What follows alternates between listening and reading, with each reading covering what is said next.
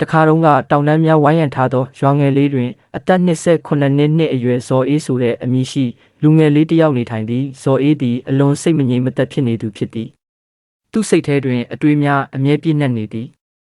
တနေ့ကုန်အတွေးမျိုးမျိုးဝင်ထွက်နေပြီးထိုအတွေးများကသူ့ကိုစိတ်နှောက်ယှက်ဖြစ်စေကပင်ပန်းနွမ်းနယ်စေသည်သူသည်အတိတ်အတွက်အမြဲဝမ်းနည်းပြီးအနာဂတ်အတွက်အလွန်စိုးရိမ်တတ်သည်ထိုအတွေးများကြောင့်သူ၏စိတ်သည်မုန်တိုင်းတစ်ခုနှင့်တူနေသည်အေးချမ်းမှုကိုမခံစားနိုင်ပေကောင်းကောင်းအိပ်မရပြုံးတက်ပုံကိုပင်မေ့သွားသည်တနေ့တွင်ဇော်အေးသည်တောင်ကုန်းပေါ်ရှိအဝေးရွာတစ်ရွာအကြောင်းကြားရသည်ထိုရွာတွင်ပညာရှိအဖိုးကြီးတစ်ပါးနေထိုင်သည်ဟုလူများပြောကြသည်ထိုအဖိုးကြီးသည်ယခင်ကမြို့ကြီးတွင်ကြော်ကြားသောစိတ်ပညာရှင်တဦးဖြစ်ဖူးသည်သူသည်လူများစွာကိုကူညီပေးခဲ့ပြီးသူတို့စိတ်ထဲတွင်ငြိမ်းချမ်းမှုရှာဖွေနည်းကိုတင်ပေးခဲ့ဘူးသည်ယခုအဖိုးကြီးသည်အသက်ကြီးနေပြီထိုအဖိုးကြီးသည်မြို့နယ်စည်းကားသောလူနေမှုဘဝကိုစွန့်ခွာ၍တဘာဝနှင့်နီးစပ်သောတိတ်ဆိတ်ငြိမ်းချမ်းသည့်ရွာတွင်စတင်နေထိုင်သည်တခါတရံလာရောက်လက်ပတ်သူများကိုအကြံဉာဏ်ပေးတတ်သည်ဇော်အေးသည်စိတ်ထဲကမျှော်လင့်ချက်ရလာ၍ထိုအဖိုးကြီးကိုတွားရောက်တွေ့ဆုံဖို့ဆုံးဖြတ်လိုက်သည်သူ့အတွေ့ထဲမှာဒီပညာရှိအဖိုးကြီးဟာငါ့ကိုငြိမ်းချမ်းမှုရှာဖွေဖို့ကူညီနိုင်မှာပဲဆိုပြီးရှေ့လျားပြီးပင်ပန်းသည့်ခရီးရက်ပေါင်းများစွာကိုဖျက်ကျော်ပြီးနောက်ဇော်အေးတီတောင်ကုန်းပေါ်ရှိရွာတစ်ရွာသို့ရောက်ရှိသွားသည်ထို့သို့ရောက်သောအခါအပင်များဖုံးလွှမ်းနေသောအိမ်ငယ်လေးတစ်လုံးကိုမြင်ရသည်အိမ်မုတ်ပေါ်တွင်အဖိုးကြီးသည်တိတ်ဆိတ်စွာထိုင်နေသည်သူ့မျက်လုံးများပိတ်ထားပြီးအလွန်အေးချမ်းနေပုံရသည်ဇော်အေးကသူ့စီသို့လျှောက်သွား၍ညင်သာစွာပြောသည်အဖိုးရဲ့ကျွန်တော်စိတ်ကအယမ်းမငြိမ်မသက်ဖြစ်နေပါတယ်ကျွန်တော်တွေးနေတာကိုမရက်တတ်နိုင်ဘူးစိတ်နှလုံးထဲမှာငြိမ်းချမ်းမှုကိုလိုချင်ပါတယ်ကျွန်တော်ကိုကူညီပေးနိုင်မလားဖိုးဇော်အေးပြောပြီးနောက်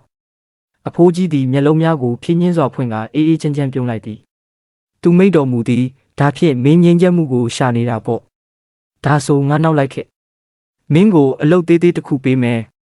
သူကဇော်အေးကိုသူ့ခြံငယ်ထဲသို့ခေါ်သွားသည်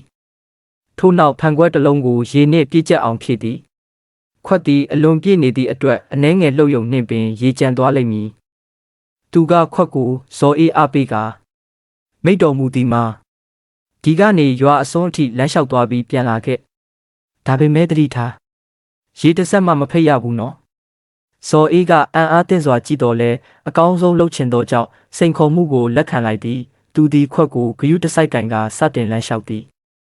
လမ်းမှာကျင်းမြောင်းကလူစီကားသည်လူအချို့လမ်းလျှောက်နေကြသည်အချို့ပြေးနေကြသည်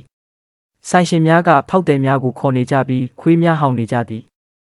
သို့သောဇော်အေးကဘေးပတ်ပတ်လည်ကိုမကြည့်ဘဲသူ့မျက်လုံးများကခွက်ပေါ်မှသာအာယုံစိုက်နေသည်သူသည်ဖြင်းညင်းဂယုစိုက်စွာခြေလမ်းတိုင်းလျှောက်သွားသည်လူများကအံ့အားသင့်စွာကြည့်ကြတော့လဲမြည်သူများသူ့ကိုမနှောက်ယှက်ကြချေအရေးကြီးသောအရာတစ်ခုကိုသူတင်ယူနေသည်ကိုသူတို့သိကြသည်နောက်ဆုံးတွင်ဇော်အေးသည်အဖိုးကြီးထံပြန်လာကပြောသည်အဖိုးကျွန်တော်လုပ်ပြီးပါပြီရေတစ်စက်မှမဖိတ်မိပါဘူးအဖိုးကြီးသည်ခေါင်းညိတ်ကပြုံးလိုက်သည်ထို့နောက်မေးတော်မူသည်မှာကောင်းပြီဒါပေမဲ့ပြောပါဦးလမ်းဘေးမှာကစားနေတဲ့ကလေးတွေကိုမင်းမြင်လားခွေးတွေဟောင်တန်ကိုမင်းကြားလားဇော်အေးတယောက်အံ့အားသင့်သွားပြီးပြောသည်မမြင်မိဘူးမကြားမိဘူးဗျကျွန်တော်ခွက်ကိုပဲအာယုံစိုက်နေတာအဖိုးကြီးသည်တဖန်ပြုံးလျက်ညင်သာစွာမိတ်တော်မူသည်ဒါကပဲလှုပ်ဝက်ချက်ပဲအမြဲတမ်းမင်းအတွင်းမှာရှိနေခဲ့ပေမဲ့မင်းမသိခဲ့တဲ့အရာမင်းရဲ့စိတ်ကပြစ္ဆုတ်ပံကာလမှာတည်နေတဲ့အခါကြောက်စိတ်အတွက်နေရာမရှိတော့ဘူးစိတ်ရှုပ်ထွေးမှုမရှိတော့ဘူးအတွေးတွေထပ်မဖြစ်တော့ဘူးမင်းဟာဖန်ခွက်ထဲကရေကိုပဲတွေးနေခဲ့တာအဲ့ဒီအချိန်မှာမင်းရဲ့စိတ်ဟာလုံးဝတိတ်ဆိတ်ငြိမ်းချမ်းသွားတယ်အတိတ်အတွက်ဝမ်းမနေတော့ဘူးအနာဂတ်အတွက်မကြောက်တော့ဘူးအဖိုးကြီးပြောပြီးနောက်ဇော်အေးသည်စတင်နားလည်လာပါသည်ဒါဟာသူရှာဖွေနေတဲ့ငြိမ်းချမ်းမှုပဲငြိမ်းချမ်းမှုဆိုတာငါတို့ပြင်ပမှာရှာတွေ့ရမယ့်အရာမဟုတ်ဘူးငါတို့ပြစ္ဆုတ်ပံကာလမှာနေထိုင်တဲ့အခါငြိမ်းချမ်းမှုဟာငါတို့အတွင်း၌ရှိနေပြီးသားပဲဇော်အေးသည်ခေါင်းငုံက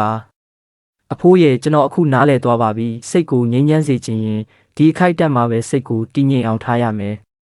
အဲ့ဒီအခါစစ်မှန်တဲ့ငြိမ်းချမ်းမှုရလာမှာပါအဖိုးကြီးပြုံးပြန်သည်နေဝင်စည်းစာချိန်နောက်ဆုံးအလင်းတန်းများမြေပြင်ကိုထိဆက်နေသည်ငှက်များအတိုက်များစီသို့ပြန်ကြသည်ဇော်အေးအိမ်အပြန်ဆလျှောက်လေသည်သို့တော်ယခုသူသည်ယခင်ကမငြိမ်မသက်ဖြစ်နေသောလူငယ်မဟုတ်တော့ပေသူပြောင်းလဲသွားပြီးစိတ်ကိုထိန်းချုပ်နည်းကိုသိရှိသွားသောကြောင့်အတွင်းစိတ်၌ငြိမ်းချမ်းမှုရခဲ့လေသည်